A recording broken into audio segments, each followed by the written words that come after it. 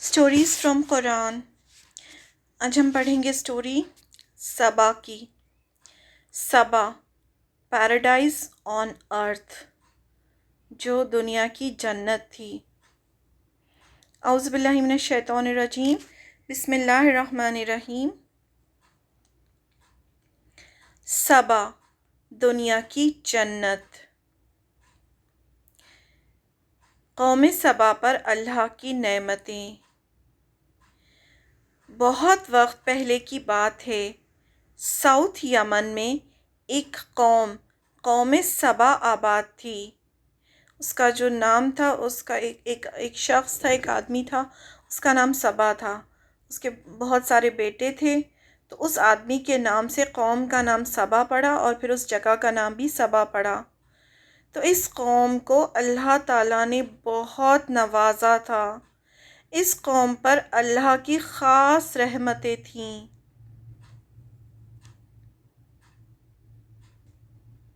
ये इस तरह यमन में, साउथ यमन में थी ये जगह सबा।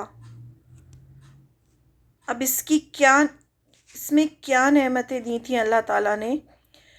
कौम सबा जहाँ आबाद थी, वहाँ उसके दोनों तरफ बाग थे।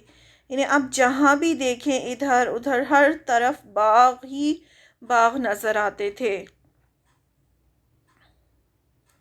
बहुत खूबसूरत जगह थी। पूरा इलाका बहुत ही खूबसूरत था। अल्लाह की ख़ास रहमत हर तरफ नज़र आती थी। जहाँ भी नज़र जाती थी वहाँ बाग ही बाग थे और बहुत खूबसूरती थी और अलग दिखाई देता था कि अल्लाह ताला ने यहाँ ख़ास रहमत की है। अब और इनकी ज़मीन जो थी वो बहुत ज़्यादा ज़रख़ेज़ थी। ज़रख़ेज़ ज़मीन वो होती है जहाँ बहुत अच्छी खेती होती हो।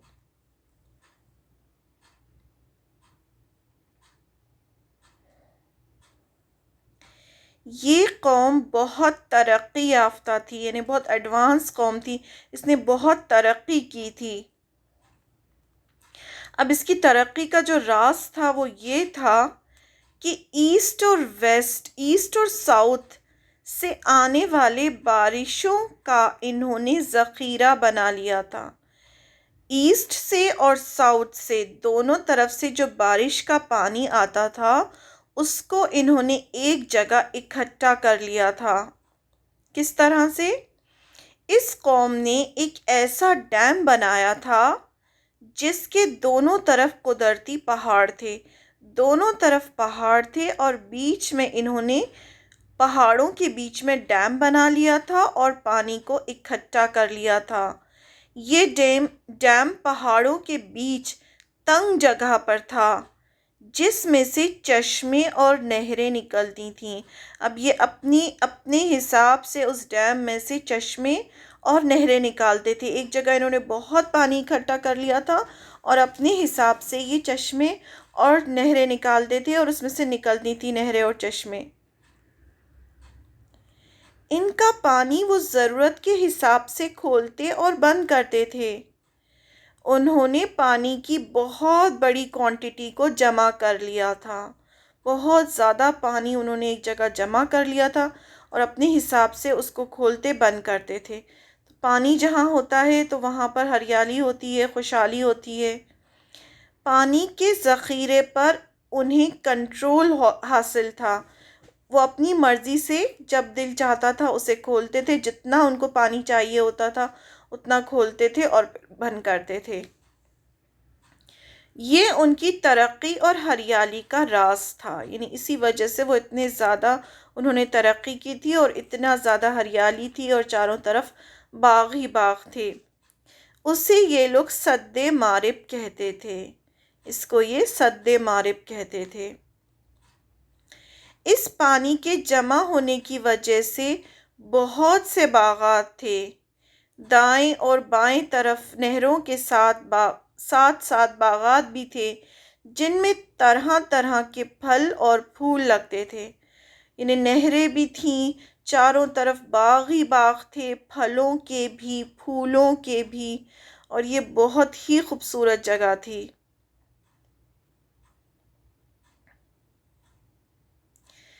ہر طرح ہر طرف خوشبو اور سنہانا ماحول تھا، یعنی ہر طرف سے خوشبو ہی خوشبو آتی تھی اور بہت سہانا ماحول لگتا تھا۔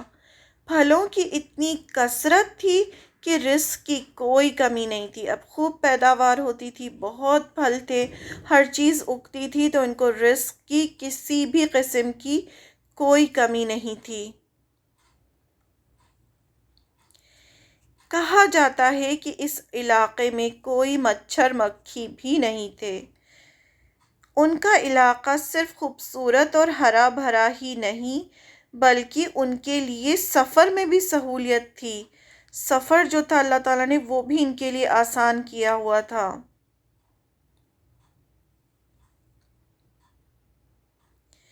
یعنی یمن اور شام کے بیچ بستیاں آباد تھیں جن کی وجہ سے ان کو کھانے پینے اور آرام کرنے کے لیے مشکل نہیں ہوتی تھی۔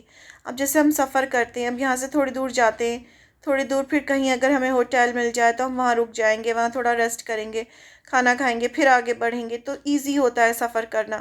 لیکن پرانے زمانے میں کیا ہوتا تھا، بہت لمبے لمبے روٹس ہوتے تھے، بہت لمبا سفر کرنا پڑتا تھا، لیکن ان لوگوں کو اللہ تعالیٰ نے اتنی آسانی دی تھی کہ جگہ جگہ بستیاں آباد تھیں، تو جب یہ سفر کرتے تھے، تھوڑا سا سفر کرتے، ایک جگہ بستی آ جاتی، وہاں کھاتے پیتے رکتے، پھر آگے بڑھتے، تو ان کو سفر میں بھی اللہ تعالیٰ نے آسانی دے رکھی تھی۔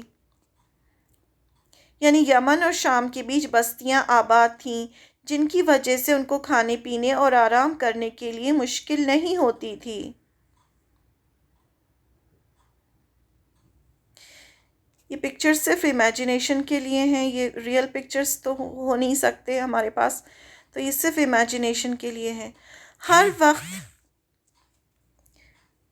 وقت چہل پہل تھی، اس کی وجہ سے قتل اور غارت کا خطرہ نہ تھا۔ ہر جگہ چہل پہل تھی، آبادیاں تھیں، تو اس وجہ سے کوئی ڈکیتی یا قتل اس طرح کا کوئی خطرہ بھی نہیں تھا ان کو۔ لہٰذا ایک آبادی سے دوسری آبادی کی طرف آسانی سے سفر کیا جا سکتا تھا، یعنی بہت آسانی سے وہ ایک جگہ سے دوسری جگہ چلے جاتے تھے، ان کو کسی قسم کا کوئی خطرہ بھی نہیں تھا۔ یہ سب اللہ کی بہت بڑی نعمتیں تھیں ان کے اوپر۔ صبح سفر شروع کرتے تو دوپہر تک کسی نہ کسی آبادی میں پہنچ جاتے، وہاں کھا پی کر آرام کرتے اور پھر وہاں سے سفر شروع کرتے تو پھر رات تک کسی نہ کسی آبادی میں پہنچ جاتے۔ جو ملکہ سبا تھی وہ بھی اسی جگہ کی تھی، لیکن اس کا زمانہ الگ تھا، اور یہ جہاں جب ہم پڑھ رہے ہیں اس کا زمانہ الگ ہے، لیکن یہ وہی جگہ تھی جہاں کی ملکہ سبا تھی جو سلیمان علیہ السلام کے قصے میں ہم نے پڑھا تھا۔ رب نے شکر ادا کرنے کا حکم دیا۔ جب اتنی نعمتیں اللہ تعالیٰ دیتے ہیں تو اللہ تعالیٰ ہم سے کیا ایکسپیکٹ کرتے ہیں، ہم سے کیا بدلہ چاہتے ہیں؟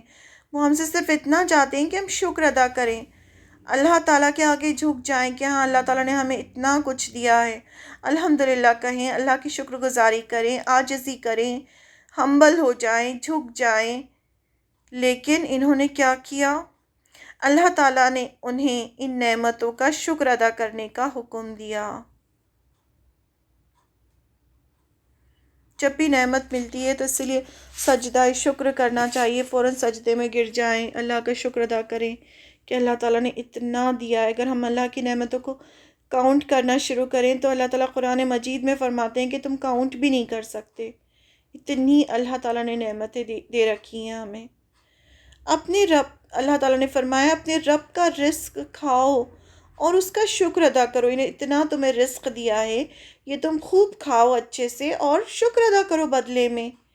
یہ پاکیزہ اور صاف ستھرا شہر ہے اور رب بھی معاف کرنے والا ہے، یعنی اتنا خوبصورت یہ شہر بھی تمہیں دیا ہے اور تمہارا رب بھی تمہیں بہت زیادہ معاف کرنے والا ہے، یعنی اللہ تعالیٰ کی کتنی رحمتیں ہیں تمہارے اوپر۔ بلدن طیبتن، پاکیزہ شہر، بلد یعنی شہر، طیبتن یعنی پاکیزہ، اس کو پاکیزہ شہر کہا گیا۔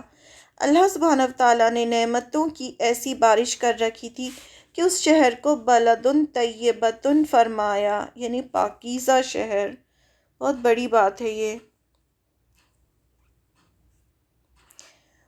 ان کو نصیحت کی گئی تھی کہ اللہ کی نعمتوں پر غور کرو، جس نے تمہیں یہ خوبصورت علاقہ دیا اور اس میں ہر قسم کی پیداوار دی، یعنی اتنا خوبصورت علاقہ بھی ہے اور اتنی پیداوار بھی ہے، تم نے پانی کو جمع کر کے رکھا ہے، ہر چیز تمہیں دے رکھی ہے اللہ تعالیٰ نے، تو کیا بدلے میں چاہا اللہ تعالیٰ نے کہ اللہ کا شکر ادا کرو۔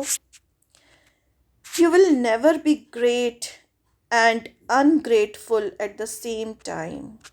آپ بہت بڑے انسان اور ناشکرے ایک ہی وقت میں نہیں ہو سکتے، یعنی آپ کو بڑا بننے کے لیے اللہ کی شکر گزاری کرنی ہوتی ہے۔ قوم سبا کی ناشکری۔ اب کیا ہوا، ایک کے بعد ایک جنریشنز گزرتی گئیں اور دھیرے دھیرے کر کے جب بچے آنکھ کھولتے ہیں اور انہیں ہر چیز ملتی ہے تو پھر اس چیز کی انہیں قدر نہیں ہوتی۔ تو اسی طرح سے جیسے جیسے جنریشن گزری، ان لوگوں نے ناشکری کرنی شروع کر دی، لیکن پھر بہت زیادہ خوشحالی نے ان کے اندر سے شکر چھین لیا۔ اللہ تعالیٰ نے ان کی اصلاح کے لیے ایک کے بعد ایک 13 پیغامبر بھیجے، ایک کے بعد ایک پیغامبر آئے اور ان کو سمجھایا۔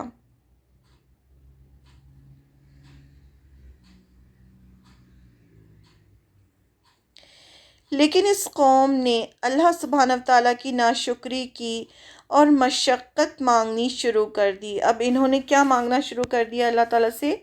دعائیں کرنی شروع کی کہ جیسے آج بھی بہت سے لوگ آسان زندگی کی جگہ ایڈونچر چاہتے ہیں، ان کو اللہ تعالیٰ نے ہر چیز دے رکھی پھر بھی ان کو مزہ نہیں آتا زندگی سے، ان کو لگتا ہے نہیں کچھ مشکل ہونا چاہیے تھا، کچھ ایڈونچر ہونا چاہیے تھا ہماری زندگی میں، خود کو مشکل میں ڈالتے ہیں۔ تو انہوں نے بھی ویسے ہی کیا۔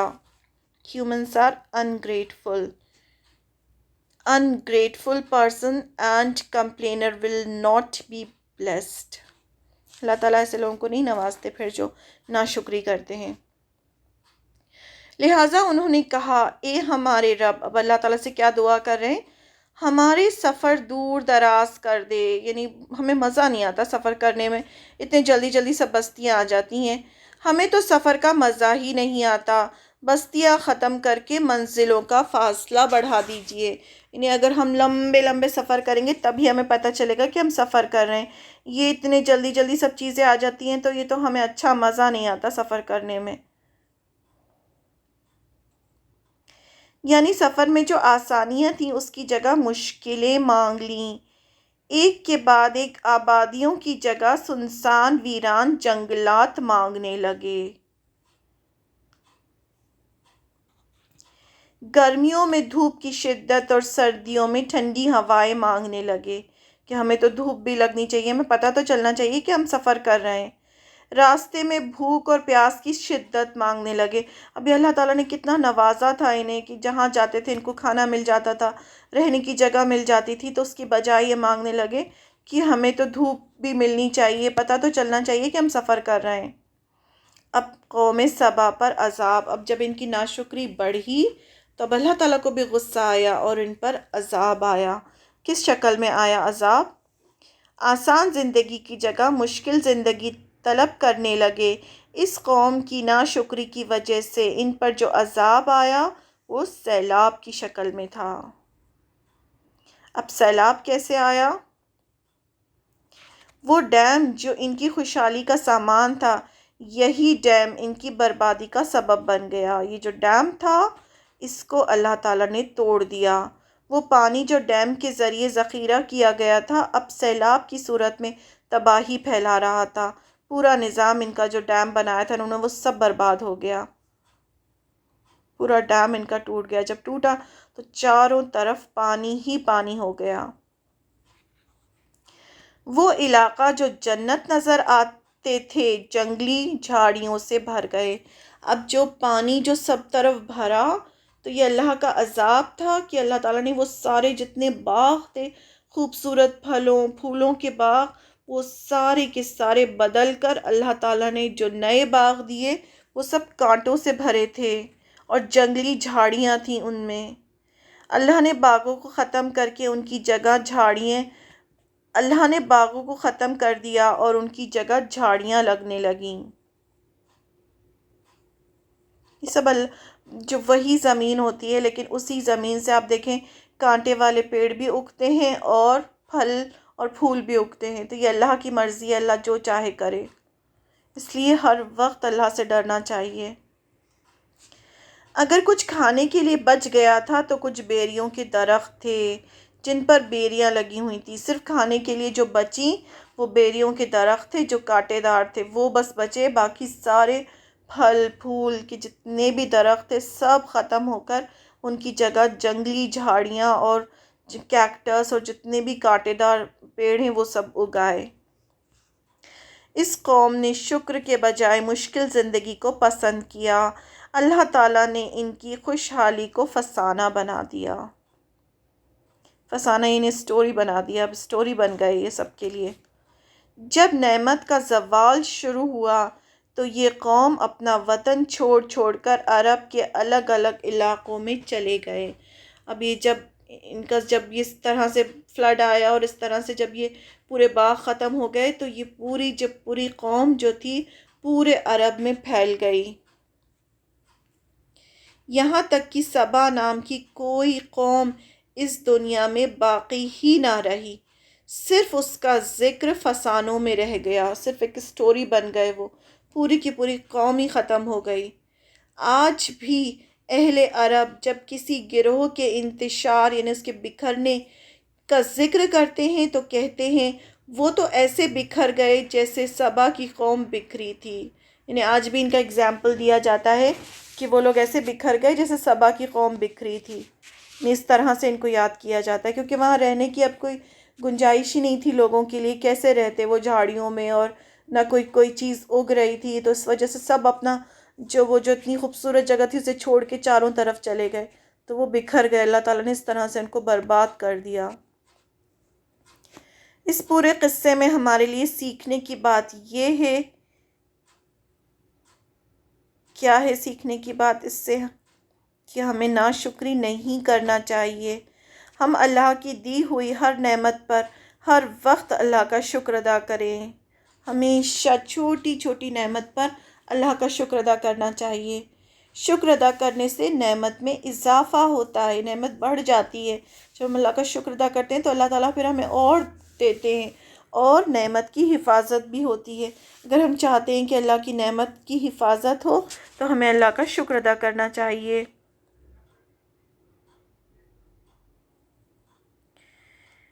قرآن مجید میں اللہ سبحانہ تعالیٰ نے فرمایا سورہ ابراہیم میں، اگر تم شکر ادا کرو گے تو یقیناً میں تمہیں اور زیادہ نعمتیں دوں گا۔ یہ اللہ کے ورڈز ہیں کہ اللہ تعالیٰ فرماتے ہیں کہ اگر تم شکر ادا کرو گے تو میں تمہیں اور نعمتیں دوں گا۔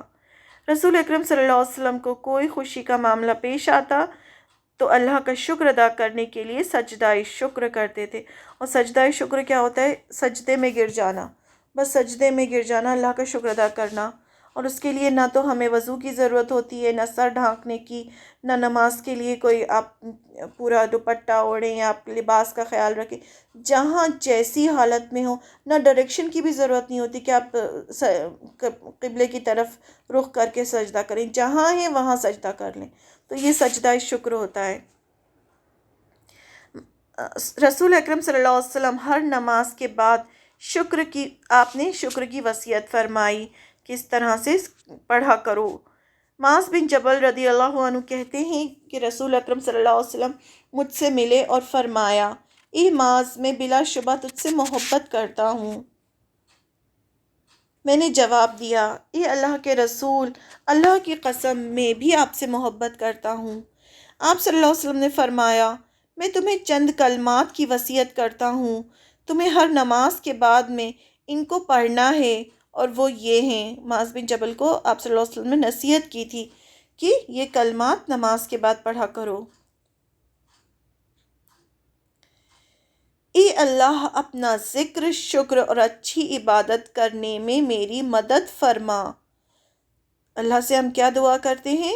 اپنا ذکر، تاکہ ہماری زبان جو ہے ہر وقت اللہ کا ذکر کرتی رہے، شکر، ہمارے دل میں ہمیشہ اللہ کی شکر گزاری ہو، اور اچھی عبادت کریں ہم اللہ کی. اللہ تعالیٰ نے انسان کو اور جنوں کو اپنی عبادت کے لیے ہی پیدا کیا ہے، تو اور اچھی عبادت کے لیے ہم اللہ تعالیٰ سے مدد مانگتے ہیں. اللہم اعنی علی ذکرک و شکرک و حسن عبادتک. تو ہر نماز کے بعد اسے پڑھنا چاہیے. مسند احمد کی روایت ہے. اب یہ سٹوری قرآن مجید میں کہاں آئی ہے؟ پارہ نمبر 22، سورہ نمبر 34، سورہ سبا. سورہ سبا جو ہے اس میں یہ سٹوری آئی ہے. اسی سٹوری سے سورہ کا نام سورہ سبا ہے. آیت نمبر 15 سے 21 میں. اعوذ باللہ من الشیطان الرجیم، بسم اللہ الرحمن الرحیم. لقد البتہ تحقیق کانا تھی، لسبائن سبا کے لیے، فی مسکنہم ان کے گھروں میں، آیتن ایک نشانی، ان کے گھروں میں سبا کے لیے ایک نشانی تھی. جنتانی دو باغ، این یمینی دائیں طرف، و شمالی اور بائیں طرف. کلو اللہ تعالیٰ نے فرمایا کلو کھاؤ، میں رزقی رزق میں سے، ربکم اپنے رب کی، وشکرو اور شکر کرو، لہو اس کا رزق کھاؤ اور شکر کرو. یہ حکم دیا تھا اللہ تعالیٰ نے انہیں. بلدتن شہر ہے، طیبتن پاکیزہ، بلدن طیبتن ایک پاکیزہ شہر ہے یہ. وربن اور تمہارا رب، غفورن خوب بخشنے والا رب ہے. حقیقت یہ ہے کہ قوم سبا کے لیے خود اس جگہ ایک نشانی موجود تھی جہاں وہ رہا کرتے تھے. دائیں اور بائیں دونوں طرف باغوں کے دو سلسلے تھے. اپنے پروردگار کا دیا ہوا رزق کھاؤ اور اس کا شکر کرو. ایک تو شہر بہترین، دوسرے پروردگار بخشنے والا. آیت نمبر 16. فَأَعْرَضُوا پھر وہ منہ موڑ گئے. فَأَرْسَلْنَا تو بھیجا ہم نے، علیہم ان پر، سیلا عذاب، اریمی بند توڑ، وبدلناہم اور بدل کر دیا ہم نے انہیں، بجنتیہم بدلے ان دو باغوں کے، جنتینی دو باغ، ذواتی اکل خمط بدمزہ پھلوں والے، وعسل اور جھاؤ کے درخت، وشیء اور کچھ، من سدر بیری کے درخت، قلیل تھوڑے سے بیری کے درخت، جھاؤ کے درخت اور بدمزہ پھلوں کے درخت سے بدل دیا اسے. پھر جب انہوں نے ہدایت سے منہ موڑ لیا، اس لیے ہم نے ان پر بند والا سیلاب چھوڑ دیا اور ان کے دونوں طرف کے باغوں کو ایسے دو باغوں میں تبدیل کر دیا جو بد مزہ پھلوں، جھاؤ کے درختوں اور تھوڑی سی بیریوں پر مشتمل تھے. آیت نمبر 17. ذالکا یہ، جزیناہم بدلہ دیا ہم نے انہیں، بما باوجہ اس کے جو، کفرو انہوں نے ناشکری کی، انہوں نے جو ناشکری کی تھی اس کا بدلہ تھا یہ. وحل اور نہیں، نجزی ہم بدلہ دیتے، سزا دیتے، الا کفور مگر سخت ناشکرے کو. جو بہت زیادہ ناشکری کرتا ہے اس کو ایسی سزا ملتی ہے. یہ سزا ہم نے ان کو اس لیے دی کہ انہوں نے ناشکری کی روش اختیار کی تھی، اور ایسی سزا ہم کسی اور کو نہیں، بڑے بڑے ناشکروں ہی کو دیا کرتے ہیں. آیت نمبر 18. وجعلنا اور بنائی تھی ہم نے، بینہم درمیان ان کے، و بینا اور درمیان، القریٰ ان بستیوں کے، التی وہ جو، بارکنا برکت دی ہم نے، فیہا جن میں، قرن بستیاں، ظاہرتاً ظاہر نمایاں، وقدرنا اور اندازے پر رکھی ہم نے، فیہا اس میں، سیر مسافت، سیرو چلو پھرو، فیہا اس میں، لیالیا راتوں کو، و ایامن اور دنوں کو آمنین امن سے رہنے والے، اور ہم نے ان کے اور ان بستیوں کے درمیان جن پر ہم نے برکتیں نازل کی تھیں ایسی بستیاں بسا رکھی تھیں جو دور سے نظر آتی تھیں، اور ان میں سفر کو ناپے تلے مرحلوں میں بانٹ دیا تھا، اور کہا تھا کہ ان بستیوں کے درمیان رات ہو یا دن امن اور امان کے ساتھ سفر کرو۔ یہ بھی اللہ کی بہت بڑی رحمت ہوتی ہے کہ انسان سفر اتنے امن کے ساتھ کر لے، امن ہو زندگی میں، امن ہو شہر میں جس میں ہم رہتے ہیں، امن ہو سفر میں، امن یعنی سکون ہو، کوئی خطرہ نہ ہو۔ آیت نمبر 19، فقالو تو انہوں نے کہا، ربنا اے ہمارے رب، باعد دوری پیدا کر دے، بینا درمیان، اسفارنا ہمارے سفروں کے، وظلموا اور انہوں نے ظلم کیا، انفسہم اپنی جانوں پر، فجعلناہم تو بنا دیا ہم نے انہیں، احادیثا باتیں، افسانے بنا دیا ہم نے، ومزقناہم اور ریزہ ریزہ کر دیا ہم نے انہیں، کلا ہر طرح، ممزقن ریزہ ریزہ کرنا، انا یقیناً فی ذالک اس میں لآیات البتہ نشانیاں ہیں، لکلی واسطے ہر، صبارن بہت صبر کرنے والے، شکورن بہت شکر گزار کے لیے، بہت صبر کرنے والے اور شکر کرنے والے کے لیے اس میں نشانیاں ہیں۔ اس پر وہ کہنے لگے، ہمارے پروردگار ہمارے سفر کی منزلوں کے درمیان دور دور کے فاصلے پیدا کر دے، اور یوں انہوں نے اپنی جانوں پر ستم ڈھایا، جس کے نتیجے میں ہم نے انہیں افسانہ ہی افسانہ بنا دیا، اور انہیں ٹکڑے ٹکڑے کر کے بالکل تتر بتر کر دیا، یعنی ریزہ ریزہ کر دیا۔ یقیناً اس واقعے میں ہر اس شخص کے لیے بڑی نشانیاں ہیں جو صبر اور شکر کرنے والا ہو۔ آیت نمبر 20، وَلَقَدْ اور البتہ تحقیق، صدقہ سچ کر دکھایا، علیہم ان پر، ابلیس نے، ظنہ گمان اپنا، فاتبعوہ تو انہوں نے پیروی کی اس کی، الا سوائے، فریقاً ایک گروہ کے، من المؤمنین مومنوں میں سے۔ اب ابلیس نے کیا کہا تھا؟ جو اللہ تعالیٰ نے ابلیس کا ذکر کیا یہاں پر اس سٹوری کے بیچ میں ابلیس کا ذکر کیا کہ ابلیس نے جو گمان کیا تھا اس کو انہوں نے سچ کر دکھایا سوائے ایک گروپ کے، اور واقعی ان لوگوں کے معاملے میں ابلیس نے اپنا خیال صحیح پایا اور یہ اسی کے پیچھے چل پڑے، سوائے تھوڑے سے گروہ کے جو مومن تھے، تھوڑے سے لوگوں کے سوا یہ سب ابلیس کو فالو کر رہے تھے۔ کیا مطلب ہے اس کا؟ ابلیس نے جو آدم علیہ السلام کے وقت جو خیال ظاہر کیا تھا کہ میں آدم کی اولاد کو بہکاؤں گا، وہ اس قوم نے صحیح ثابت کر دیا، اور کچھ کو چھوڑ کر جو مومن تھے باقی سب شیطان کے بہکاوے میں آ کر اس کے پیچھے چل پڑے ہیں۔ کیا کہا تھا شیطان نے؟ شیطان نے کہا تھا ان کی اکثریت کو تو شکر گزار نہیں پائے گا۔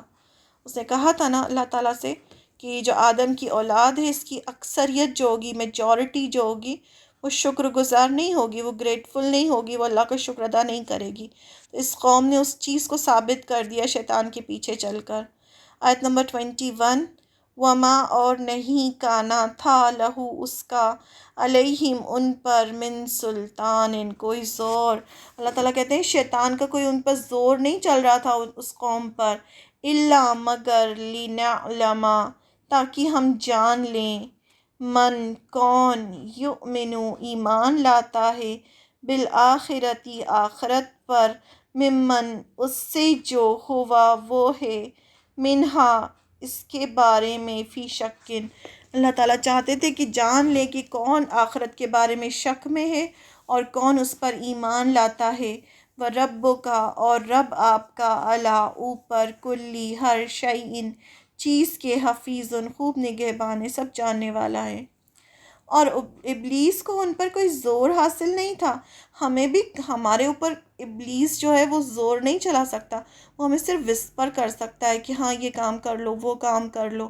لیکن جب ہم اللہ کی نافرمانی کرنے لگتے ہیں تب وہ ہم پر حاوی ہو جاتا ہے کہ ہاں پھر ہم اس کے کنٹرول میں آ جاتے ہیں، پھر ہم اس کی آرمی کے آرمی جوائن کر لیتے ہیں.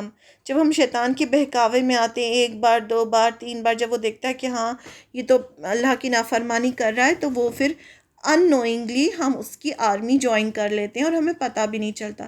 اللہ تعالیٰ نے کہا تھا نا تمہارے گھڑ سوار، تمہارے پیادے سب کو لے کر آؤ.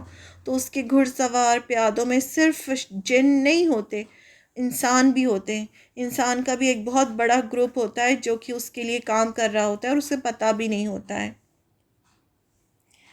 اور ابلیس کو ان پر کوئی زور حاصل نہ تھا، مگر جو کچھ ہوا ہم نے اس کو بہکانے کی صلاحیت اس لیے دی تھی کہ اللہ تعالیٰ نے کیوں اس کو پاور دیا؟ اللہ نے ہی پاور دیا ہے نا اس کو، ہمارے ٹیسٹ کے لیے دیا ہے کہ ہم یہ دیکھنا چاہتے تھے کہ کون ہے جو آخرت پر ایمان لاتا ہے. سب کچھ جو ہے نا آخرت پر ایمان ہی ہے. ایمان کی جو 6 پلرز ہیں اس میں سے ایک ہے نا آخرت پر ایمان. جب انسان کو آخرت پر ایمان ہوگا تو وہ شکر گزاری بھی کرے گا، اللہ کی عبادت بھی کرے گا، کسی کا دل بھی نہیں دکھائے گا. لیکن جس کو آخرت پر یقین نہیں ہوگا وہ ناشکری بھی کرے گا، وہ لوگوں کو پریشان بھی کرے گا، لوگوں کے دل بھی دکھائے گا، عبادت بھی نہیں کرے گا، نافرمانی بھی کرے گا، گناہ بھی کرے گا، سب غلط کام کرے گا جس کو آخرت پر یقین نہیں ہوگا. تو یہ سب ٹیسٹ اللہ تعالیٰ ہمارا ٹیسٹ لیتے ہیں تاکہ اللہ تعالیٰ ہمیں چیک کرے کہ کون ہے جو آخرت پر یقین کرتا ہے اور کون ہے جو اس کے بارے میں شک میں پڑا ہوا ہے. یعنی کس کو شک ہے آخرت کے بارے میں.